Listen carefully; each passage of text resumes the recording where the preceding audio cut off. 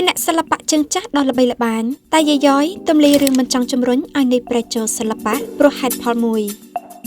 មហាជនអ្នកគ្រប់គ្រងរបស់តារាកំ ប្លែងជើងចាស់ល្បីឈ្មោះយាយយ៉យនិងកូនប្រុសគឺនៃព្រែកសុទ្ធសឹងតែបានដឹងហើយពីសមត្ថភាពទេពកោសល្យរបស់ម្ដាយកូនអ្នកទាំងពីរលើវិស័យសិល្បៈកន្លងមកដែលសុទ្ធសឹងតែអាចចាត់ទុកជាសិល្បករពហុជំនាញបានទាំងសម្ដែងទាំងកំ ប្លែងច្រៀងចម្រៀងអាយ៉ៃបុរាណសម័យគ្រប់ទម្រង់លើពីនេះយាយយ៉យនិងកូនប្រុសដែលដើរតាមគន្លងម្ដាយជាតារាកំ ប្លែងតាំងពីតូចនេះត្បិតតែបានប្រឡូកសិល្បៈមានឈ្មោះល្បីជាច្រើនឆ្នាំមកមែនប៉ុន្តែមកដល់ពេលនេះនៅតែរក្សាបានជាប្រយោជន៍ភាពខ្លាំងដដែលតាមរយៈការបង្ហាញស្នាដៃថ្មីៗជាក់ស្ដែងសប្តាហ៍ថ្ងៃនេះព្រែកនិងអ្នកម្ដាយបានចាប់ដៃគ្នាសម្ដែងសាច់រឿងខ្លីៗបង្ហោះលើបណ្ដាញសង្គមកំពុងផ្ទុះការចាប់អារម្មណ៍ខ្លាំងផងដែរដល់ឡែកថ្មីៗនេះអ្វីកាន់តែចាប់អារម្មណ៍គឺតាក់ទងនឹងរឿងរ៉ាវជីវិតក្រៅសិល្បៈរបស់តារាកំ ប្លែងជើងចាស់យាយយ៉យនិងកូនប្រុសដែលមិនធ្លាប់ដឹងពីមុនមកខណៈបានស្ដាប់នេះព្រែកនិយាយរៀបរាប់ក្នុងកិច្ចសម្ភាសសខ្មៅជុំវិញការងារសិល្បៈរបស់ខ្លួននិងម្ដាយជាច្រើនក្នុងនោះនេះព្រែកក៏បានទម្លាយរឿងរ៉ាវ